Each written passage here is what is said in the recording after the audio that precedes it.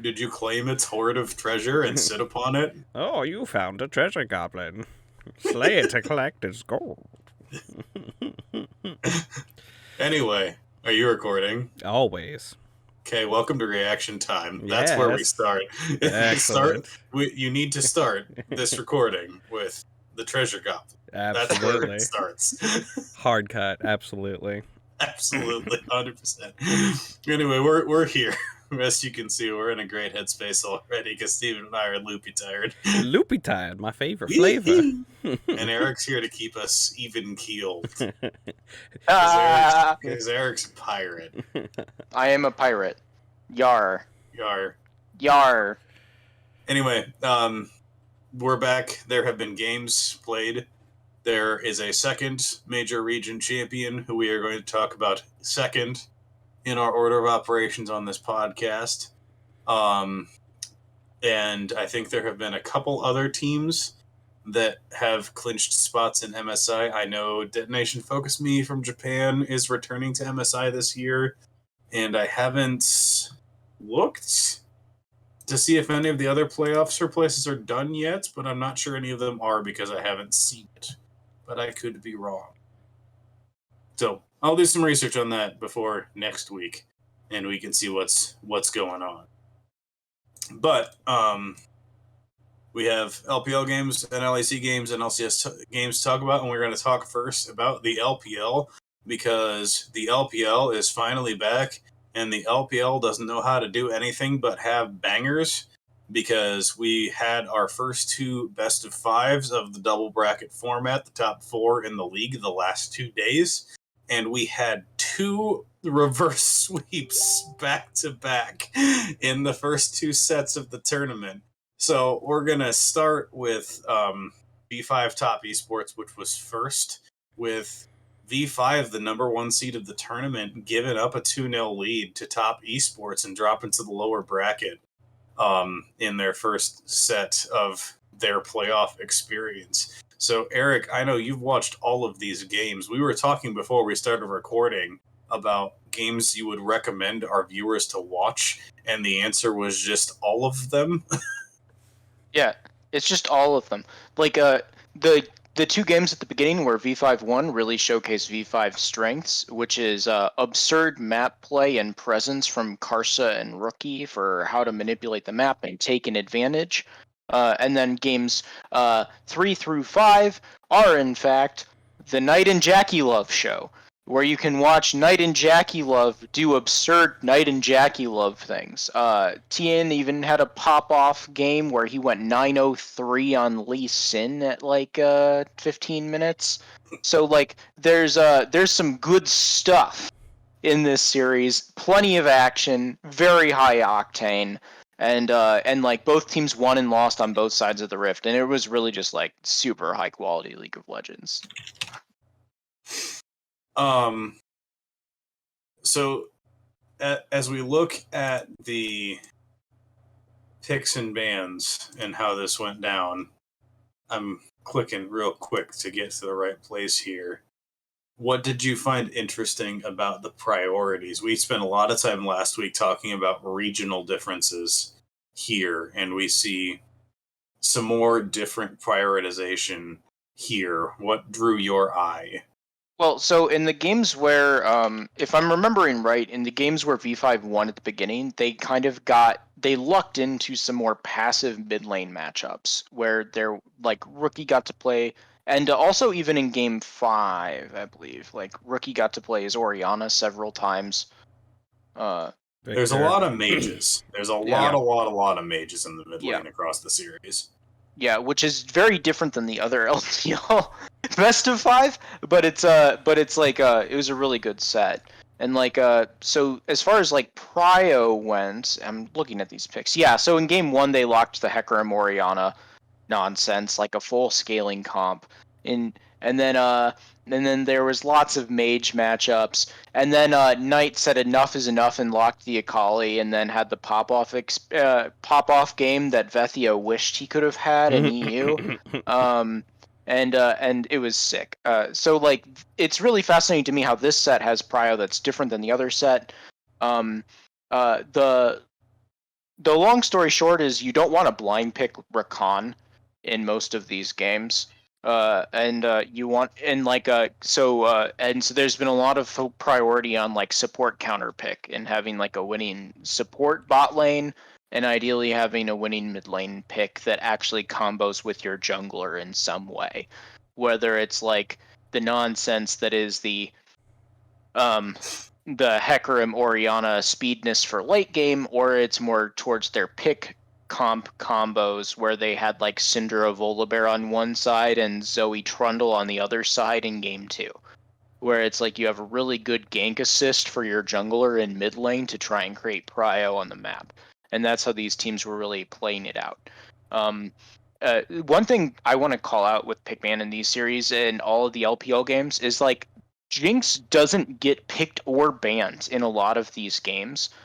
They locked the Jinx in game 1 for V5 because they were just like, we're just going to scale and just hard win in every lane, which was disgusting. But in most of V5 picked Jinx in their losses. There was like no concern from top esports for banning that champion because teams like Aphelios in lane against Jinx, especially if you get a support counter pick. And that's like one of the big things there. The other big difference between like China and some of these other leagues as far as prio goes is they have this obsession with Graves top lane. And so that you'll see across like both series the entire way through. And Graves is not currently being picked or abandoned top in like the other leagues.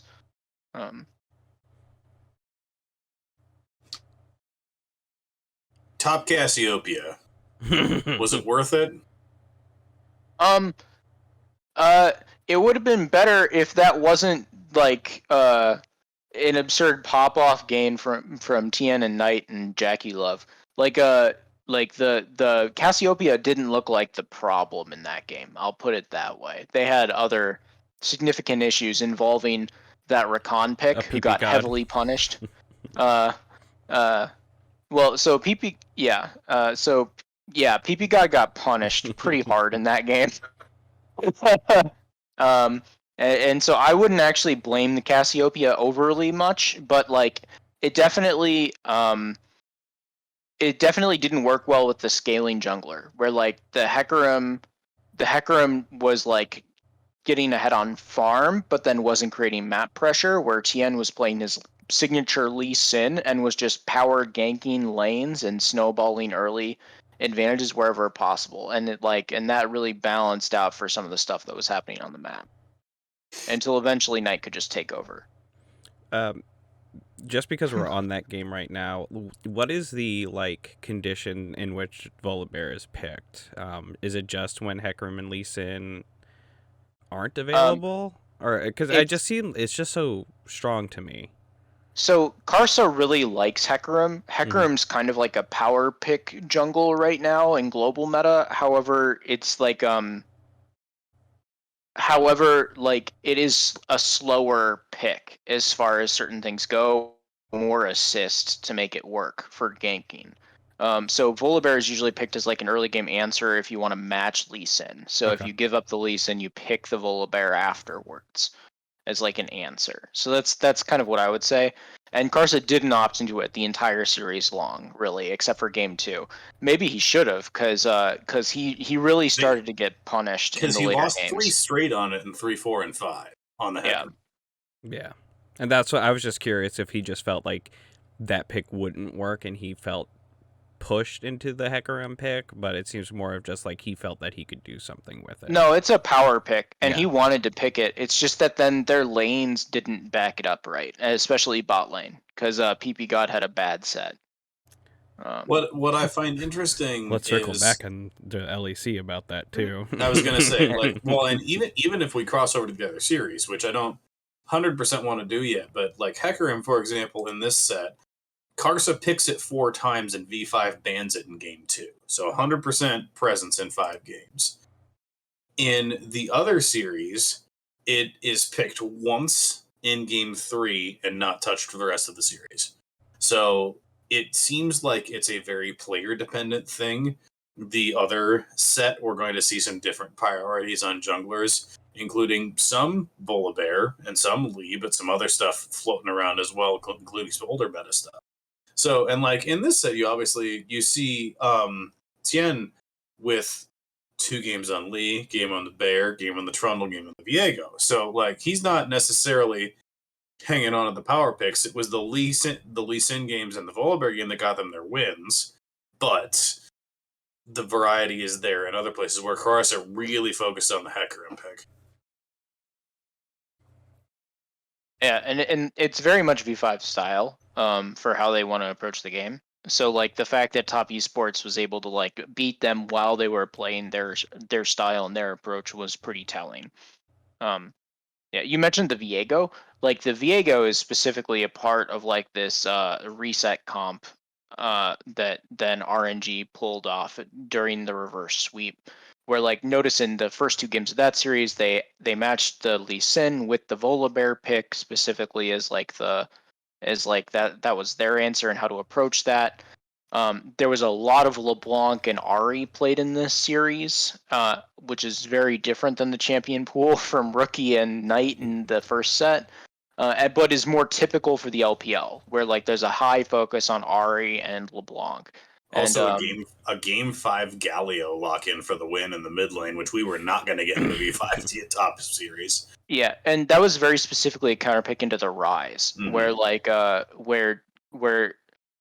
so in case you missed game 1 bans in RNG versus JDG, Yagao has historically been a Zoe 1 trick and has a narrow champion pool. So what's RNG's strat for game 1 of this series? We're going to ban Zoe, LeBlanc, and Viger, and then we're going to first pick Ari. And then you have to show us that you can play any other champion in the game. That was their strat. And so then he picks Rise, and he picks Rise, and JDG managed to win that game somehow. And he picks Ari in game 2, and they win game 2. Yeah.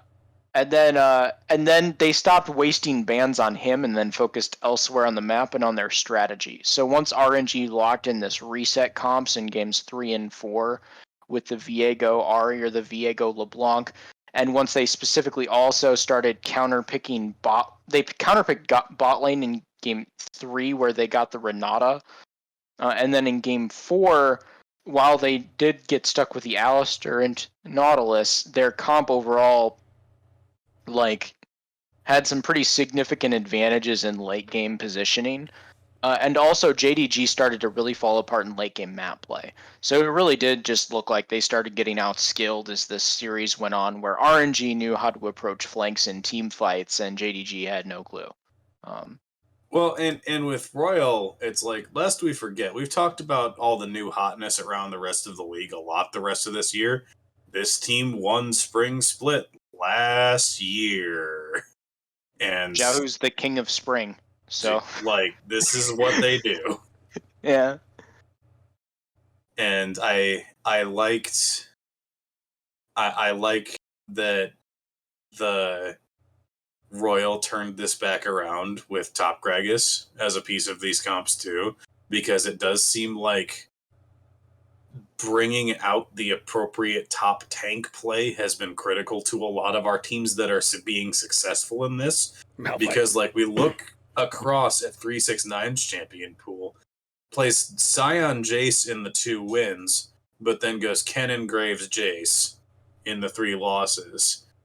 And it seems like you're seeing across other regions, not necessarily in the LPL, but Scion, Ornn, Gragas, all the big beefy tank boys coming back in the top lane as a part of successful team comps. And that seemed like a thing that has been coherent across a lot of our successful teams. And a big point of having that beefy top laner is they can set behind the enemy top laner with that jungle like assistant. So a lot of those tank tops will be paired with like the Volibear and or Lee Sin to get ahead and really punish that top lane pick, like the Graves Jace. I think even the Kennen you can really shut down as well. But like Scion, Gragas, Ornn, Malphite paired up with the Lee Sin or even a Viego or Volibear is pretty miserable for that enemy top laner. So I think that this has been I'm glad we get to see all these teams again because I'm interested to see how they bounce back from this. And I think that top Royal is going to be a very interesting matchup in the upper bracket semis. Because like it's the thing with any of these LPL series, and it's the thing with any series that involves top esports, is it can go any possible result you can think of any given day. Because we've been saying for years with this top esports team, through various iterations of it, on their day, they're the best team in the world. On his day, Knight is the best player in the world. But they haven't ever consistently put it together to get to the highest level in the LPL, even when they probably should. So now, they're 2 best of 5s away from winning a split, which would be a big step in Knight in particular's individual legacy. And going up against Royal and Xiaohu, who have been there, done that before, I think is going to be a very interesting pressure test for top now that they're at this point.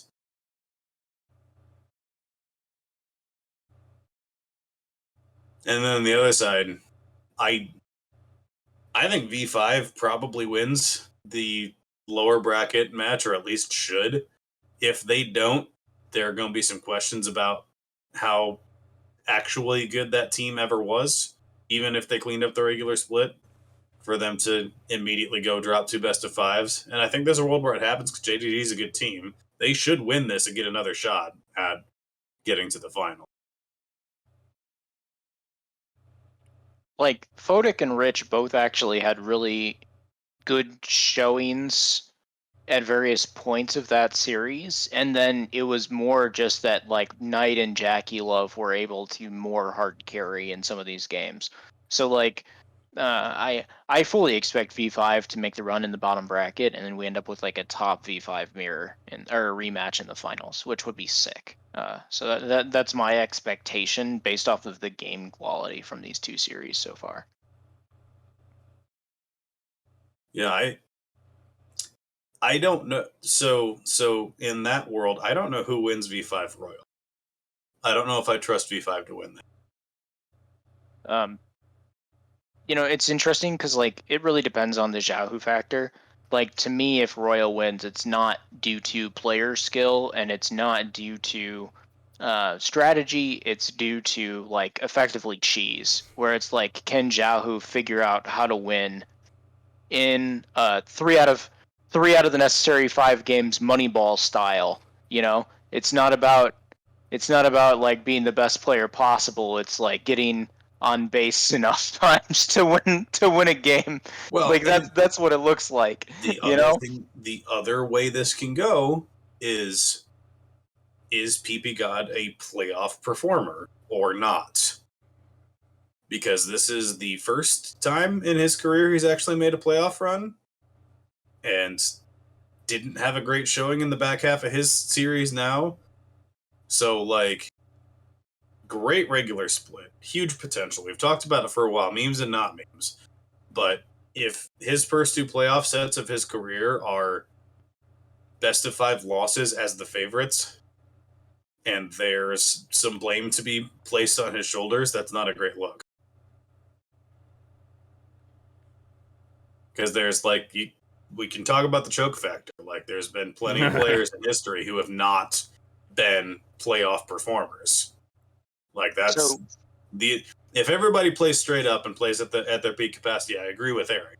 There is always the factor that people don't play as well as they should at 100% for one factor or another. That can happen when there's playoff pressure to progress to winning, to going to an international tournament.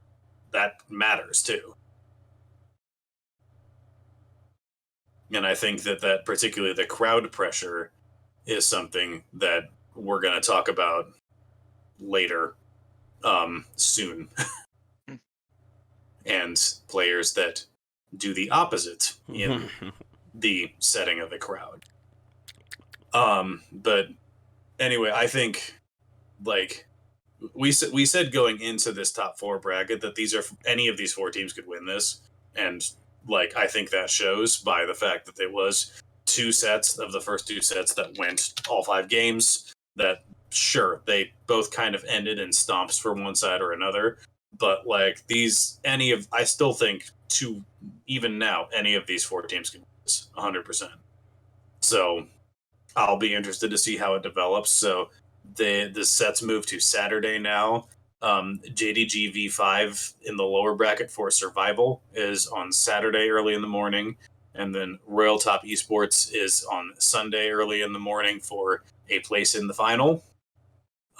So next week we'll be able to talk about which one of JDG and V5 is going home, and what the losers bracket final is going to look like, and the actual final for that matter, because we'll have, I think, if I look at a calendar real quick so I can get my brain in here.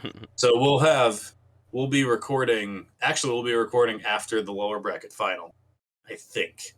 Because I think that's on Wednesday next week. So yes, it is, so for sure. So we'll know who's in the LPL final next week. We can talk through the sets that have happened. So there you have it. That's the LPL breakdown. Now we move to the LEC, and it's lad. G2 again.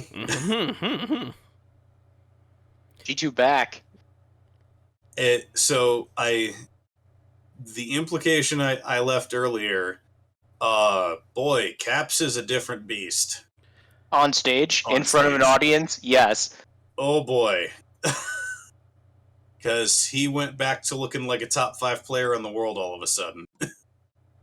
To be fair, there's a wonderful interview with Dylan Falco from this past week, and from Dylan, who's the coach of G2. It sounds like Jankos was like hard destroying Rogue from before the games even started in every single one of these 3 games. My favorite call out was going into the game where Larson is playing Lucian in mid lane. Jankos is saying from in-pick ban and like their pre-match prep, all right, so he wards in this specific spot in River. I'm going to just avoid that and gank and kill him level 2, and then we're going to go up and we're going to take this we're going to take this objective, and then we're going to snowball in this thing. And then they did that in the game. Larson did in fact ward in the place, and then Jankos hard punished and then snowballed the entire game from there, which is absolutely disgusting. To hear that kind of like, because like that's the stuff that you think about hearing, where it's like, or when we've talked about why teams should maybe consider having 2 junglers, right? So you can have your sub jungler watch to like look for things like that to punish in the game, and then you bring them in for the next game. Well, Jankos apparently just knows all of this anyway, and just beats them on the rift. Yeah. So yeah, but Caps and Jankos both were absolutely disgusting. Yeah. And that Ari pick that he suddenly was able to pull off really well, because he hadn't had the greatest performance on that prior, if I remember correctly. Yeah, Ari and LEC before playoffs was like a under 20% win rate champion. Yeah, it was kind of boo-boo. Yeah. And then he busts out and actually like dominates people in 2 games. That's really upsetting. I don't know how you prepare for that. Like, wait, hold on. What?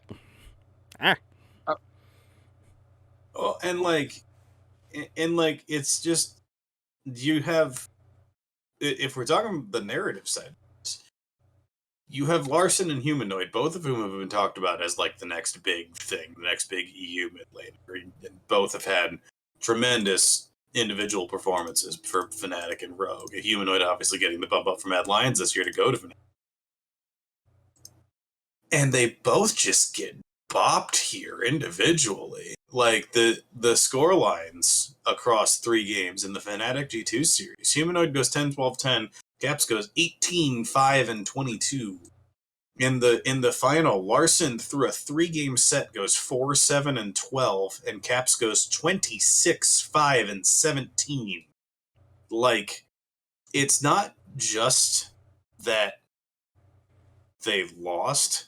It's that, like, this was Caps doing what he had done in G2's best iterations, which, like, I don't know if we thought he was past it, but it just hasn't been there this year. And all of a sudden, it's G2 is G2 again. Yeah, that slow roll into this, like, awakening, because, like, even, I feel like Yankos is playing better.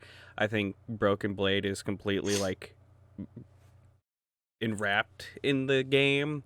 There was also a big support diff. We haven't even talked about Flax and Targamas yet. Yeah. It was excellent all tournament. Yeah.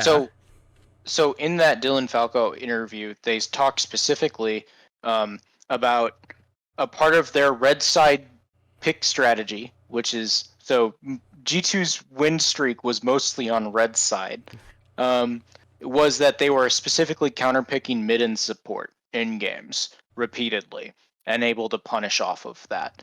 And like and so they were always giving Targamas support counterpick, and he really was able to show up repeatedly, especially because of, like, against, like, the players they were up against, and kind of like what we heard about from other people about playing against Rogue with Trimby.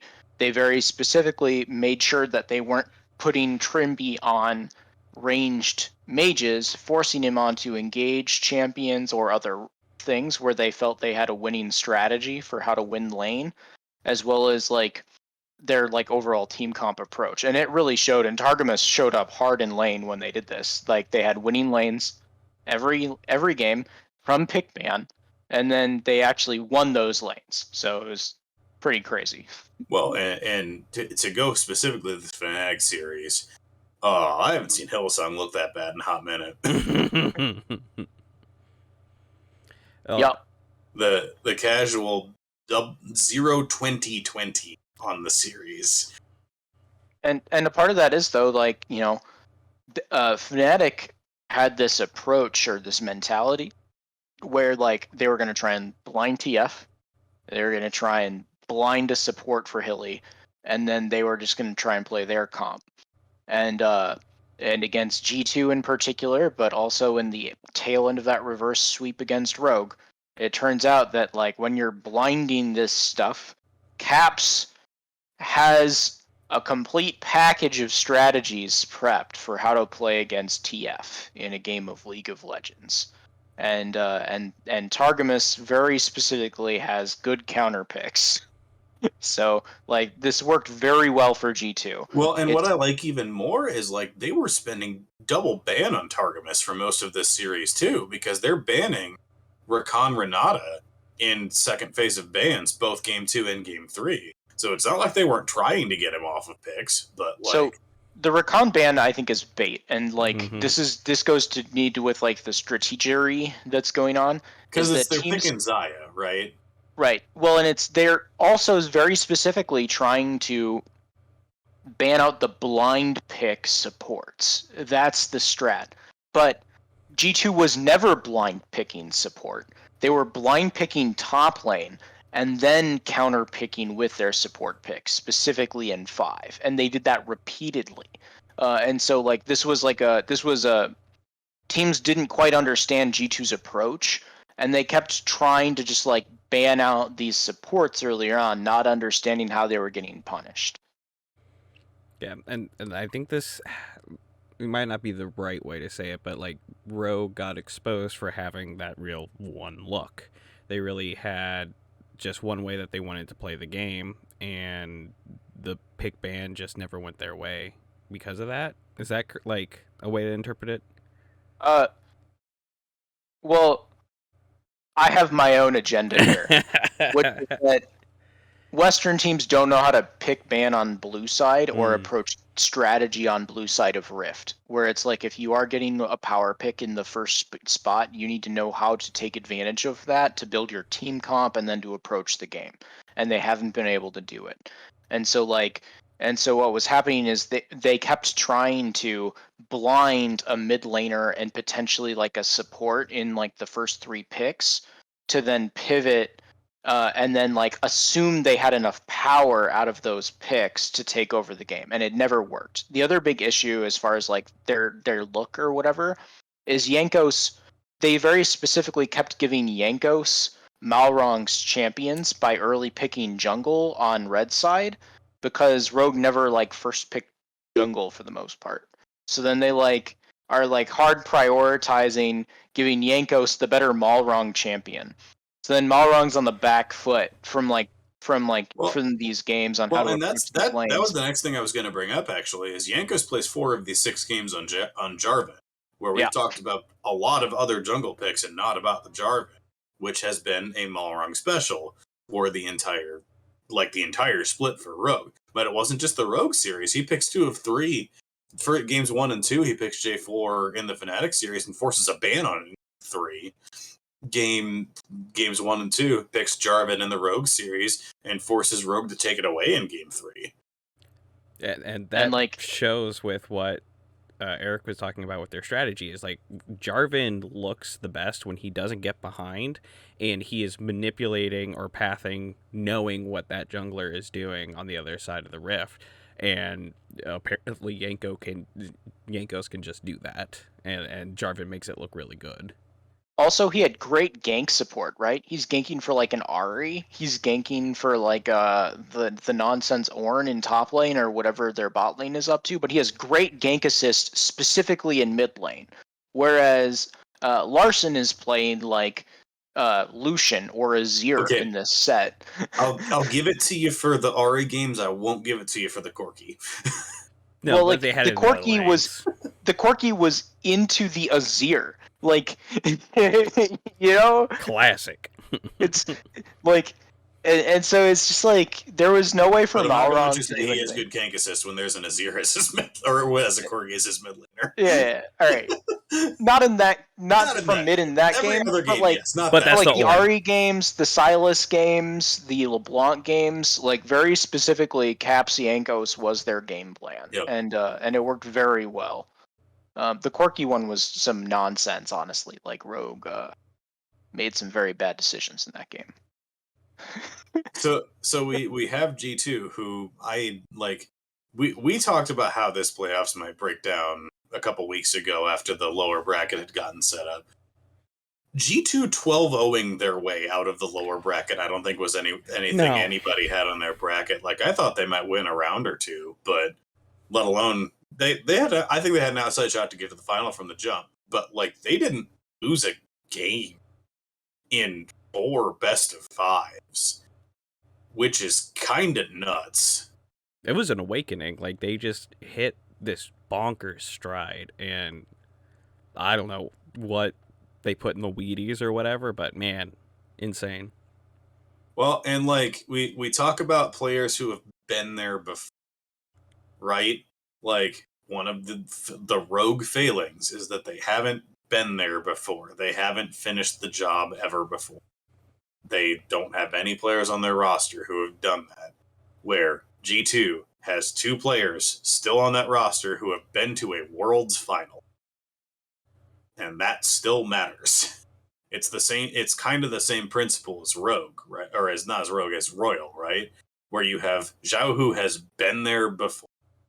Gala on Royal has been there before, for better or worse. Like, these dudes have done this, and it matters in playoffs.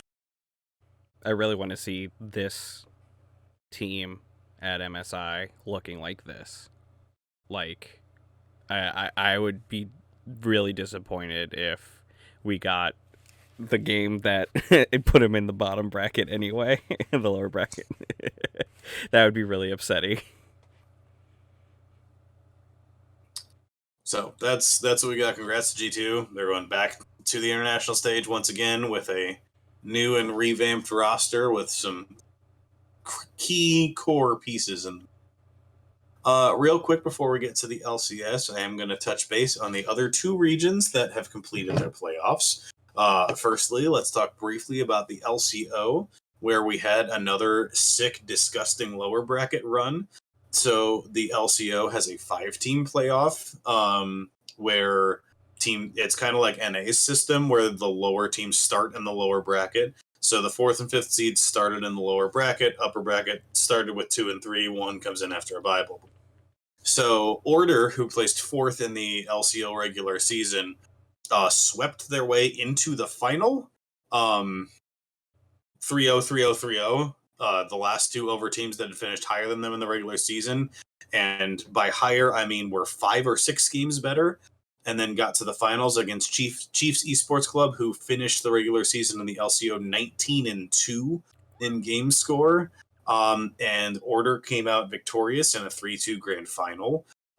So the 4th seed from the LCO is going to MSI, which is a big surprise, but is a very exciting opportunity for them. In the TCL, Istanbul Wildcats were the winning club. They finished with a 3-0 over Galatasaray Esports. I'm going to double check to see where they finished in the regular season, but I don't feel like that was as surprising of a result as the LCO. Yeah, Istanbul Wildcats finished top of the TCL. They, I believe, as I look at this roster real quick, you might recognize Holy Phoenix, Turkish player who's been around the Turkish scene for a very long time at this point at their ADC. They also have some delightful player names on their roster. Starscreen in the top lane, Ferret in the jungle, Saren in mid lane, and Farfetch in the support position. Is this the same speed pay? Pure Turkish roster, no imports, which has not been particularly normal for the TCL, who have used a lot of Korean imports in the past. So that's going to be cool to see as well. This whole roster qualified last year for, I think, play-ins. Yeah, is it the same roster? Speed pay Wildcats or whatever they got? Yeah. That's why I remember. I was like, this is a very familiar team. All of those players seem very. They still refer to them as Fast Pay on like Global Esports if you look for them. That's why. Yeah, but they beat the team with like Mojito and a couple other big name players too. Like, I recognize a lot of TCL players now.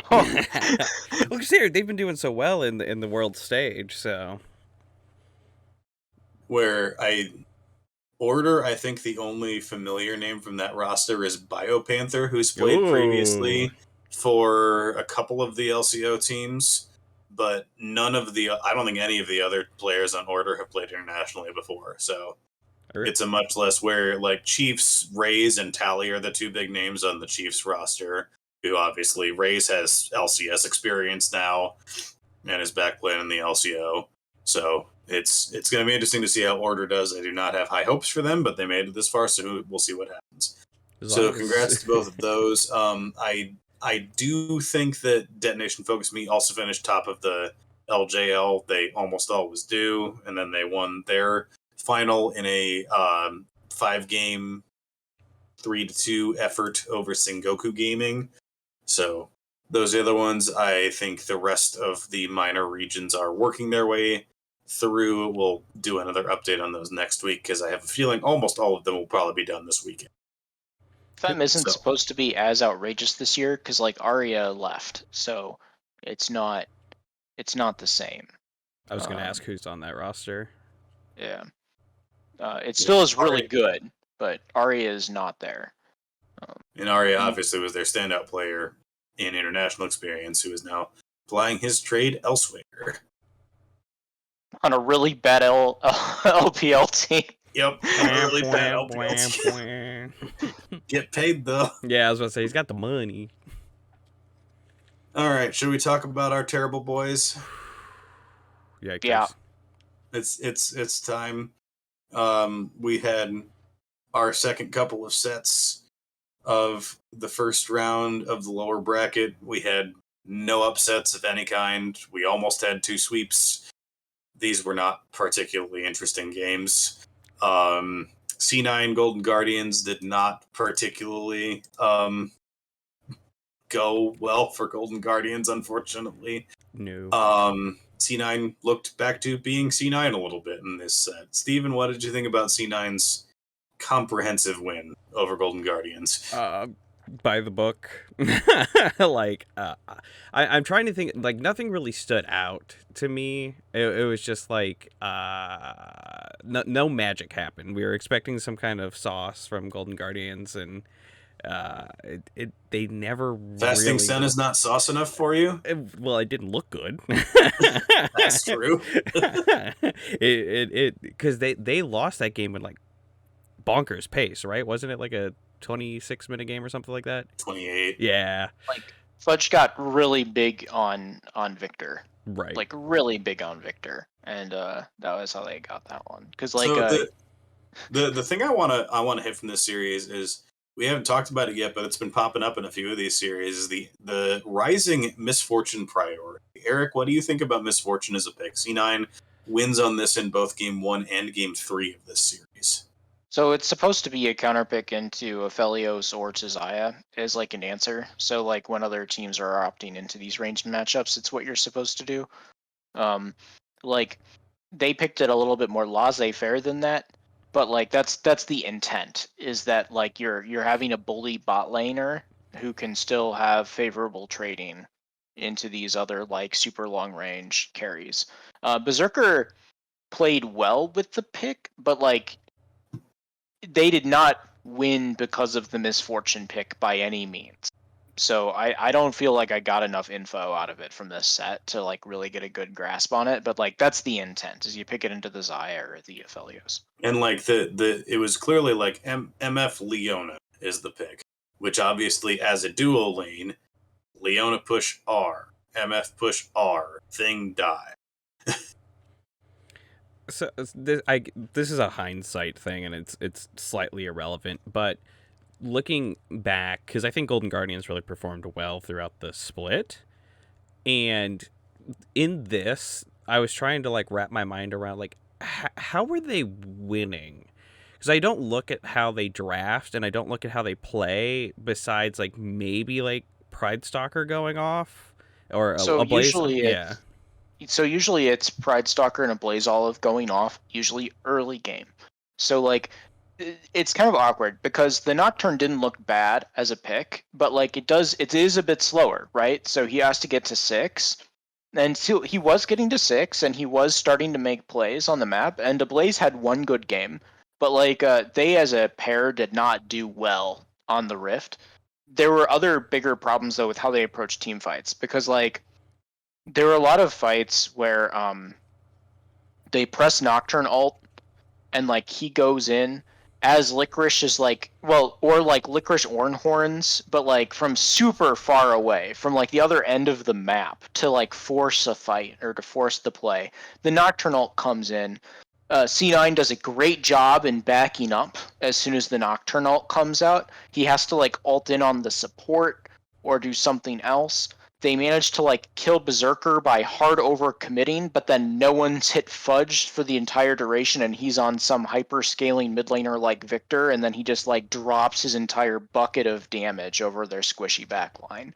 And it's like, and that's how every game went, where like they'd kill Berserker, But and then they'd all be dead, and like that happened repeatedly. So Well, it it shows in the KDAs for the series. So Berserker and Isles each had 11 deaths in the series. So each had 11 deaths, right? Summit, Blabber, and Fudge combined in the series died 8 times. and that's not the winning strat, my guy. Like it's been shown, just like punish Summit into oblivion. Well, punish Summit into oblivion, but like Summit popping off was also not how C9 won, right? Mm-mm. That's the thing, is like I can see kind of what Golden Guardian strat was. Like the only way they felt they could lose to C9 in this series is either Summit popping off, so they like negate Summit by having Licorice play Ornn or nonsense. Never going near him. and then like hard killing Berserker. They're like all-star like 80 carry who like looks like he can 1v9. So just like kill him repeatedly. So they did. But it turns out that Fudge is actually good enough at mid lane champions at this point in time, where if you just like don't hit him with any abilities or click on him at all, he can still do damage. Well, and this was the thing that like Fudge was not the target in the 100 Thieves set, but he didn't look good. This was Fudge getting to look good. Like, 25, 1, and 23 in a set, regardless of how much you are enabled, is a pretty good day on the Rift for a player. And to me, it was really like the lack of pressure for mid lane. Like the one game where Fudge like had a rougher early game was Blaze's really good Ari game, but then like I called out, they felt too much pressure in that game where they like hard forced fights repeatedly. They had really split focus on how they entered these fights, where like Pride Stalker would like press the R button, go straight to Berserker in the back line, take him out of the fight, but in the meantime, the rest of his team is like front to backing into tank line, and then not able to do enough damage quickly enough to then actually snowball the game. And it was so like, to me, both this set and the other one really looked like a lack of experience from the players on the losing team for how to approach a best of series, where they just didn't know what to do when their plan for game one failed. Like, what do you do when this doesn't work? Apparently, it's try again, repeatedly, and then good luck for next split, because they really didn't pivot at all in either set. Well, and like we can start talking about EG FlyQuest as well, because really this was almost a sweep. Mm-hmm. The FlyQuest hilarious front door back door win in game 2 was nice and all, but EG probably could have won that game depending on how like late 50-minute late game shitfest could have gone either way, and EG pretty comfortably wins each of the other 3 games. It again, it just kind of didn't really look close for most of the set. I want FlyQuest to look better at this point, and I really hope that they can come into the next part of the season really looking strong. I hated sticking to Koi on Orianna for the entire set, except for the game they won. Yeah, that was not probably. They have looked best, good when Takoi has looked good the whole split, and that's been a thing. And you put him on a pick that has no agency, and that sucks. And I know that that's a take that was around right after this set happened, so I'm parroting a little bit, but it is a really obvious line here. You give one of your good players agency, and you get to stay in a game enough to win it, and in the other sets you kind of just lose. Like, a part of the issue is he does seem to have like a narrow champion pool, but FlyQuest had been winning games when they got their champion in best of 1 in regular season, where like when Jose Dioto got his Lee Sin, when Takui got his Zoe or his Viger, like when etc., they were able 4 to win Viger bans games. on the series, by the way. And on the flip side, though, 4 LeBlanc bans, where they knew that they couldn't play it, and they did not want they did not want to let JoJo play that champion. No, thank you. So like, it's very clear that like that both teams identified like weak depth in certain players, and then that depth specifically is what FlyQuest needed in order to win games, because they didn't have an alternative strategy prepped really.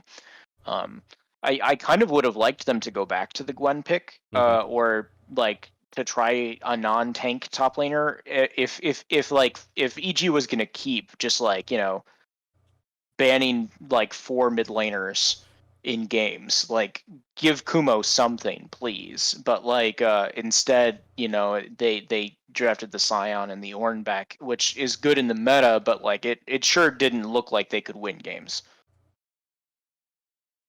And I think for EG, it was important for JoJo to show the champions that he showed. He has not preferred the Victor too much this season. He's played it mostly successfully, but he's often opted into other things. And this was his first competitive game on Azir at any level, and did enough to get the win on it, which I think was an important. We can play Azir. We can use this as a part of a team composition. and they, like, it really was an EG took care of business. Yep. That's fine. But I thought that was an important mark for them to leave, that, like, we can play this mage style when, like, the LeBlanc is taken away, when Fly's banning Akali in a couple of these games away. Yeah, because that's what Cloud9 is going to do, is really focus JoJo and let Fudge play the game. So if they can show additional threats to make that draft a little more interesting, that's only going to help them. Right. I'm really actually stoked for that set, the Cloud9 EG set. EGC9, yep. That should be really good. I really want EG to win because I don't like playoffs Cloud9 very much. I want them gone. Period. I feel pretty good about it from an EG fan perspective. Danny looked really good at the set, though. I think that they are in slightly better form than C9 is, despite C9 looking good last weekend. And I think that they have the talent to beat C9. It's just going to be who shows up better on the day. Yep. I think they should just do the full punish summit path, like just recreate the magic of 100 Thieves and have a free pass. I don't think C9's going to pick Renekton again in all of playoffs. ever again. Like, I have make you think this. Well, I have a sneaking suspicion that was in part due to frustration from the players on the way things were going, and now that they've made a substitution, I don't think that will happen anymore. So we'll see how these games go, but I don't think they're gonna tilt off before the games start anymore. I forgot that they made that move. Maybe they'll play Winsome again. It'll be.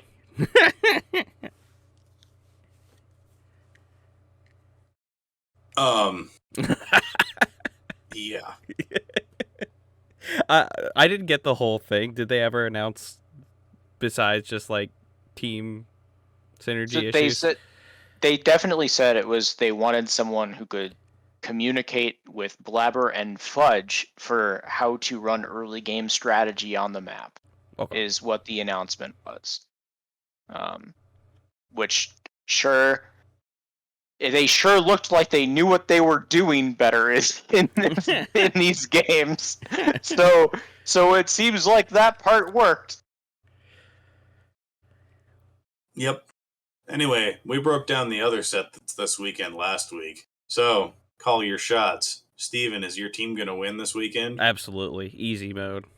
Eric, is your team going to win this weekend? Absolutely easy mode. 100T's going to win. Absolutely easy mode. No, get out of here. Clown behavior. Just to make you mad. That is the TL special, just to like drop it and then re-rack it for the finals. They're gonna closer play Lee Sin 3 games. Well, because that's the problem, right? I think that whoever loses that set is going to beat whoever wins EGC9. And I don't think it's going to be particularly close. So I think we're going to get this again in the finals. But I prefer 100 Thieves going down to fight in the muck. Although there is benefit to more matches, but I don't think my talent pool needs it. They're just cashing the check so they can go to MSI real quick. No problem. Actually, here's my strategy. I want TL to lose this set, because then TL's going to play more sets to get me more Jersey Mike's bonus codes. Yes, Jersey Mike's bonus codes. Let's go. Thanks, based Steve. Thank you. Paid for by Steve. Thank you. Paid by Steve. I like Jersey Mike's. What can I say? Hey, whatever they put that, the wet sauce, the salty, peppery wet sauce is pretty good. Steven likes wet sauce. You heard it here first. Absolutely. You're welcome. Isn't it just oil and vinegar?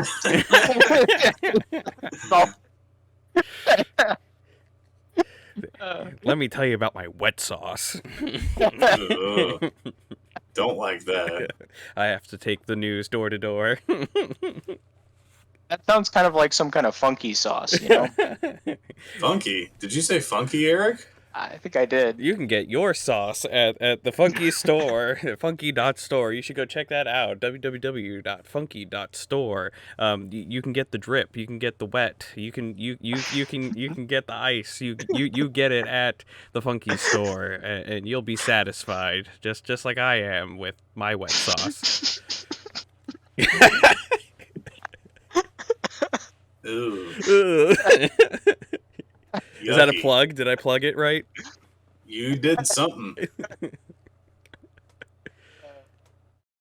You did something. Yucky. Anyway, I'm just gonna give you the preview of the other major regions. Since I'm looking around on the LoL eSports website, if you're looking to watch some competitive League of Legends this week, the CBLOL is at their finals, which won't be until a week and a half from now. They're taking a long break here, but they'll be the same weekend as the LCS finals, I believe. So Pain Gaming and Red Kalunga, the first and third place finishers in the CBLOL, will be in that final. Furia Gaming, who was the second place finisher, lost early in the losers bracket, unfortunately for them. So the CBLOL is at their final, but is off for a little bit until that actually happens. The LLA, I believe, is also at their finals. Their finals are this weekend between Astral Esports and Team A's, which may surprise you because you might have been expecting to see Rainbow Seven here. Rainbow Seven lost in the finals of the lower bracket after they lost both of their sets to Astral Esports, who finished fourth in the regular season of the LLA. Wait, that's illegal. After Rainbow Seven finished 13-1 in first place. So the final of the LLA is fourth against second, featuring two teams who I know nothing about. So that'll be very fun because one of them is going to get to go to the MSI and maybe be the worst team there, unfortunately. Damn, got him. Unfortunately. So but that final is this weekend, so that could be some interesting sauce to put on. And then the PCS actually has games, I think, all 4 of the next 4 nights to finish off their upper and lower bracket set. I love the names in the PCS. So here are the names of the teams remaining. The lower bracket semifinals feature J-Team, who you may be familiar with, and Deep Cross Gaming. The upper bracket final features PSG Talon, who you may be familiar with, and CTBC Flying Oyster. Bro, what?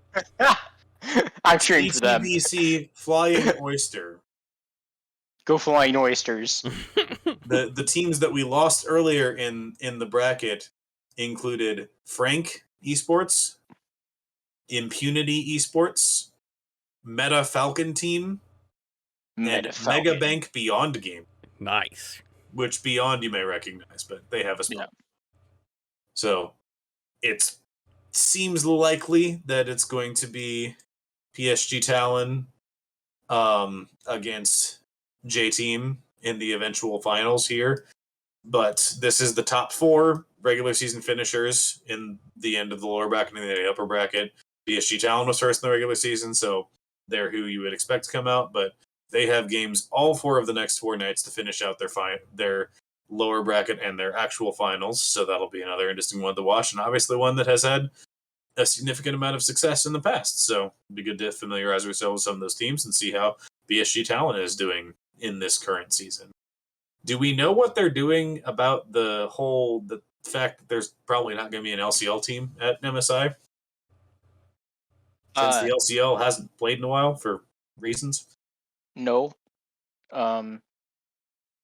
Yeah, I think they're kind of holding out on that because they also don't know if any of the LPL teams are going to make it. So yeah, you know details. Yeah. One of these matters a bit more than the other as far as like tournament integrity. The other one is just like really awkward because there's like problems. Because like a lot of players who seed into LCL are Ukrainian too. So it's like that league is in a very tumultuous place. And like not the league was in a great place to begin with because there's been stuff about people not getting paid. There's been all the obnoxious stuff that happens in a lot of the lower leagues. There ain't no money in that league, Steven. There ain't no money. That tends to be the trend of that area. Yeah, it's like Unicorns of Love had money, and then whatever shadow org run by Team Spirit has money. Team Spirit has money.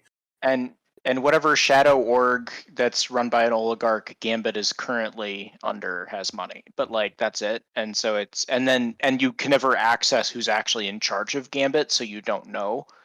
Which Gambit, who in CSGO are currently not being allowed to play under their name for the next major. Yeah. Yeah, you know, that kind of thing. Because like the official owner of Gambit isn't known, but like it's definitely somebody who's Russian with a lot of money operating as a business out of Great Britain. So really makes you think. That gives me the teeth sweaters. Details. Anyway, that's your preview of games of the week. I would like if you're jonesing for games to watch and you're up late, watch the PCS because those will be good games. And I'll hit on this again next week. But if you have games you want to watch that are not at a weird time of day for us in North America, next weekend watch the CB Law Finals. Do yourself a favor. Brazilian crowds are always insane. Brazilian production is always insane. Watch the CB Law Finals. It's always a great time, always worth it. So, there you have it. Steven, what you been playing? We're playing Star Fox 64 on the channel. It's been great. Do a barrel roll. I'm figuring out about the alternative paths, and there's more characters in there than I ever could have imagined because I haven't seen 3/4 of the game. So you should definitely check that out. That's on the channel. I'm actually like tryharding for master rank in Pokemon Unite so I can be an official Pokemon master. I'm one game away from ultra rank and then just the easy grind to master, so not even a problem. Eric, what you playing? I've been playing more Tiny Tina's Wonderlands. I have a rocket launcher that shoots anchors. Yar. That do be piratey. Yar. I most recently have played Final Fantasy XIV Endwalker. Because there was a delicious new patch that dropped yesterday with some new content for me. So I've spent a little bit of time on that and a little bit of time messing with the new character card creator screen where you can make a little card for your character to look fancy that people are using to look slutty, as you might expect whenever you give people on the internet an opportunity to advertise themselves in some way. Waifus! The butt panties, they're a thing. Shout out to the Nier series of games, details. I've also continued to play just a wee bit of the old Gran Turismo, which I picked up last week. It's been a treat. I really, really have enjoyed the bit of Gran Turismo 7 that I played. It feels significantly more like the old Gran Turismo games that I played when I was a kid than Gran Turismo Sport did. And it also looks much prettier because, PS4 things. And yeah, driving cars has been fun. So I've been enjoying doing a little bit of that in my spare time. So there you have it. Steven did the plug. You know the plug. Check the channel. Check the store. We'll be back next week. Next week is finals week, finally, for the LCS. I believe all of the slots for MSI will at least kind of be known, pending COVID bullshit, in 2 weeks. So we'll do up a little finals preview for you.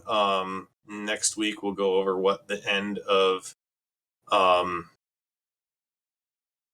well, I don't think the LPL is done, so we'll talk about whatever games happen. There are going to be some games. League of Legends. There's going to be some other stuff. We might even talk about not pro games a little bit. Maybe we'll have to. Do you guys have Clash soon? Can you give us some Clash stories? Nope. So they're going to be scrubs forever, so we don't get to talk about that. So there you have it. All right, so we'll be back next week. We'll talk about some stuff. This has been Reaction Time. We'll see you next time.